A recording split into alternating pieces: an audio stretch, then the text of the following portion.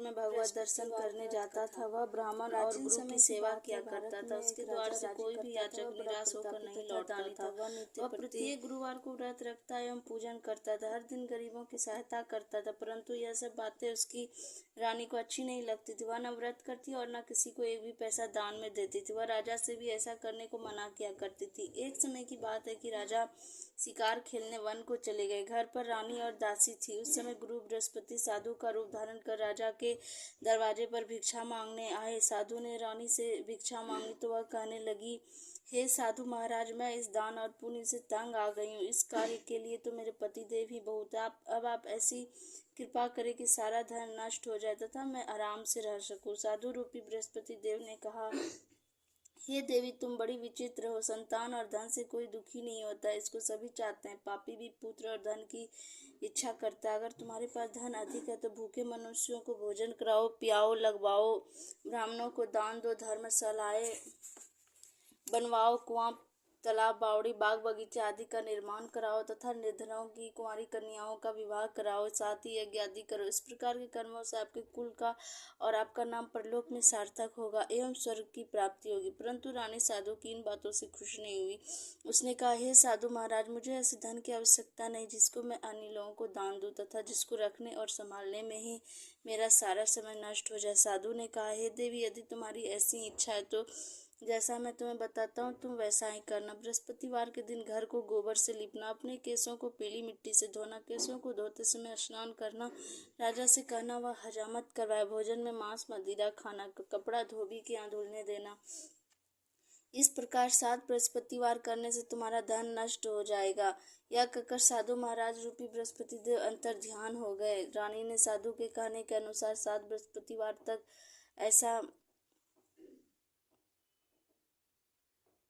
वैसा ही करने का विचार किया। साधु के बताए अनुसार कार्य करते हुए केवल 3 बृहस्पतिवार ही बीते थे कि उसकी समस्त धन संपत्ति नष्ट हो गई। भोजन के लिए दोनों समय परिवार तरसने लगा तथा सांसारिक भोगों से दुखी रहने लगा। तब वह राजा रानी से कहने लगा हे रानी, तुम यहाँ पर रहो, मैं दूसरे देश को जाता हूँ, क्योंकि यहाँ पर मुझे सभी मनुष्य जानते, इसलिए मैं यहाँ कोई कार्य नहीं कर सकता। मैं परदेश जा रहा हूँ, वहाँ कोई काम धंधा करूँगा, शायद हमारे भाग्य बदल जाए। ऐसा कहकर राजा परदेश चला गया। वह वहाँ जंगल से लकड़ी काट कर लाता और शहर में बेचता। इस तरह जीवन व्यतीत करने लगा।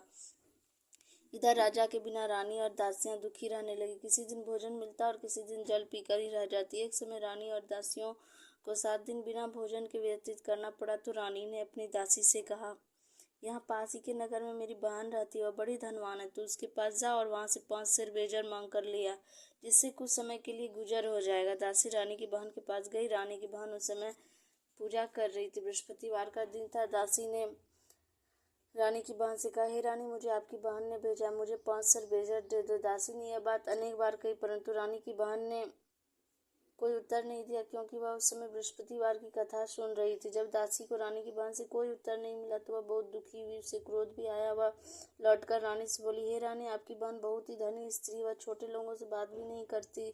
मैंने उससे कहा तो उसने कोई उत्तर नहीं दिया। अब मैं वापस चली आई। रानी बोली, हे दासी, इसमें उसका कोई दोष नहीं है। जब बुरे दिन आते हैं तब कोई सहारा नहीं देता। अच्छे बुरे का पता विपत्ति में ही लगता है। जो ईश्वर की इच्छा होगी वही होगा। यह सब हमारे भाग्य का दोष है। उधर रानी की बहन ने सोचा कि मेरी बहन की दासी आई थी, परंतु मैं उससे नहीं बोली, इससे वह बहुत दुखी हुई होगी। अतः कथा सुन और विष्णु भगवान का पूजन समाप्त कर वह अपनी बहन के घर आई और कहने लगी, हे बहन, मैं बृहस्पतिवार का व्रत कर रही थी। तुम्हारी दासी हमारे घर गई थी, परंतु जब तक कथा होती है तब तक हम लोग ना उठते हैं और ना बोलते हैं, इसलिए मैं नहीं बोली। कहो दासी क्यों गई थी? रानी बोली, बहन, हमारे घर अनाज नहीं था। वैसे तुमसे कोई बात छिपी नहीं, इस कारण मैंने दासी को तुम्हारे पास 5 सेर बेजर लेने के लिए भेजा था। रानी की बहन बोली, बहन देखो, बृहस्पति भगवान सबकी मनोकामना पूर्ण करते हैं, देखो शायद तुम्हारे घर में अनाज रखा हो। यह सुनकर दासी घर के अंदर गई तो वहां उसे एक घड़ा बेजर से भरा मिल गया।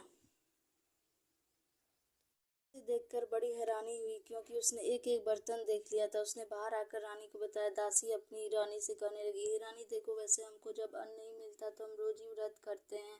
अगर इनसे व्रत की विधि और कथा पूछ ली जाए तो उसे हम भी क्या करेंगे? दासी के कहने पर रानी ने अपनी बहन से बृहस्पतिवार व्रत के बारे में पूछा। उसकी बहन ने बताया, हे रानी, बृहस्पतिवार को सूर्योदय से पूर्व उठकर स्नान करके बृहस्पतिवार का व्रत करना चाहिए, लेकिन उस दिन सिर नहीं धोना चाहिए। बृहस्पतिवार के व्रत में चने की दाल और मुनक्का से विष्णु भगवान का केले के वृक्ष की जड़ में पूजन करे तथा दीपक जलाए। उस दिन एक ही समय भोजन करे। भोजन पीले खाद्य पदार्थ का करे तथा कथा सुने। इस प्रकार करने से गुरु भगवान प्रसन्न होते हैं, पुत्र धन देते, मनोकामना पूर्ण करते। व्रत और पूजन की विधि बताकर रानी की बहन अपने घर लौट गई। रानी और दासी दोनों ने निश्चय किया बृहस्पति देव भगवान का पूजन जरूर करें। 7 दिन बाद जब बृहस्पतिवार आया तो उन्होंने व्रत रखा। गुड़साल में जाकर चना और गुड़ बीन लाई तथा उसके दाल से केले की जड़ तथा विष्णु भगवान का पूजन किया। भोजन पीला कहाँ से आया? दोनों बड़ी दुखी हुई, परंतु उन्होंने व्रत किया था, इस कारण बृहस्पति देव भगवान प्रसन्न थे। एक साधारण व्यक्ति के रूप में वो 2 थालों में सुंदर पीला भोजन लेकर आए और दासी को देकर बोले, हे दासी, यह भोजन तुम्हारे रानी के लिए, तुम दोनों भोजन करना।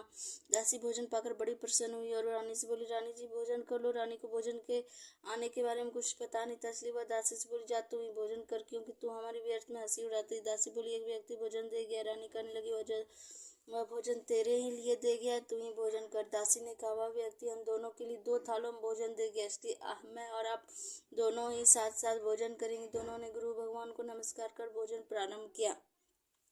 उसके बाद से वे प्रत्येक बृहस्पतिवार को गुरु भगवान का व्रत और पूजन करने लगे। बृहस्पति भगवान की कृपा से उनके पास धन हो गया, परंतु रानी फिर पहले की तरह से आलस्य करने लगी। तब दासी बोली, देखो रानी, तुम पहले भी इस प्रकार आलस्य करती थी, तुम्हें धन के रखने में कष्ट होता था, इस कारण सभी धन नष्ट हो गया। अब गुरु भगवान की कृपा से धन मिला है तो फिर तुम्हें आलस्य होता। बड़ी मुसीबतों के बाद हमने यह धन पाया, इसलिए हमें दान पुण्य करना चाहिए। तुम भूखे मनुष्यों को भोजन कराओ, पियाओ, लगवाओ, ब्राह्मणों को दान दो, कुआं, तालाब, बावड़ी आदि का निर्माण कराओ, मंदिर पाठशाला बनवाकर दान दो, कुंवारी कन्याओं का विवाह कराओ, धन को शुभ कार्यों में खर्च करो, जिससे तुम्हारी कुल का यश बढ़े तथा स्वर्ग प्राप्त हो और पितृ प्रसन्न। दासी बात मानकर रानी ने इसी प्रकार के कर्म करने प्रारंभ किए, जिससे उनका काफी यश फैलने लगा। एक दिन रानी और दासी आपस में विचार करने लगी कि न जाने राजा किस दिशा में होंगे, उनकी कोई खोज खबर नहीं है। गुरु भगवान से उन्होंने प्रार्थना की और भगवान ने रात्रि में राजा को स्वप्न में कहा, हे राजा, उठ, तेरी रानी तुझको याद करती है, अब अपने देश को लौट जा। राजा प्रातः काल उठकर जंगल से लकड़ियां काट कर लाने के लिए जंगल की ओर चल पड़ा। जंगल से गुजरते हुए वह सोचने लगा, रानी की गलती से उसे कितने दुख भोगने पड़े। राजपाट छोड़कर उसे जंगल में आकर रहना पड़ा। जंगल से लकड़ियां काटकर उन्हें बेचकर गुजारा करना पड़ा। उसी समय उस जंगल में स्थित एक साधु का रूप धारण कर आए और राजा के पास आकर बोले, हे लकड़हारे, तुम इस सुनसान जंगल में किस चिंता में बैठे हो, मुझे बतलाओ। यह सुनकर राजा के नेत्रों में जल भर आया और साधु की वंदना कर बोला, हे प्रभु, आप सब कुछ जानने वाले हैं। इतना कहकर राजा ने साधु को अपनी संपूर्ण कहानी सुनाती। महात्मा दयालु होते हैं। वे राजा से बोले, हे राजा, तुम्हारी पत्नी ने बृहस्पति देव के प्रति अपराध किया था, जिसके कारण तुम्हारी यह दशा हुई। अब तुम किसी प्रकार की चिंता मत करो, भगवान तुम्हें पहले से अधिक धन देंगे। देखो, तुम्हारी पत्नी ने बृहस्पतिवार का व्रत प्रारंभ कर दिया। अब तुम भी बृहस्पतिवार का व्रत करके चने की दाल व गुड़ जल को लोटे में डालकर केले का पूजन करो। फिर कथा को यह सुनो, भगवान तुम्हारी सब मनोकामनाओं पूर्ण करेंगे। साधु को प्रसन्न देखकर राजा बोले, हे प्रभु, मुझे लकड़ी बेचकर इतना पैसा भी नहीं बचता जिससे भोजन करने को उपरांत कुछ बचा सकूं। मैंने रात्रि में अपनी रानी को व्याकुल देखा है। मेरे पास कोई साधन नहीं जिससे समाचार जान सकूं। फिर मैं बृहस्पति देव की क्या कहानी कहूं, मुझको तो कुछ भी मालूम नहीं है। साधु ने कहा, हे राजा, तुम किसी बात की चिंता मत करो। बृहस्पतिवार के दिन तुम रोजाना की तरह लकड़ियां लेकर शहर में जाओ। तुम्हें रोज से दुगुना धन प्राप्त होगा, जिससे तुम भली भांति भोजन कर लोगे तथा बृहस्पति देव की पूजा का सामान भी आ जाएगा।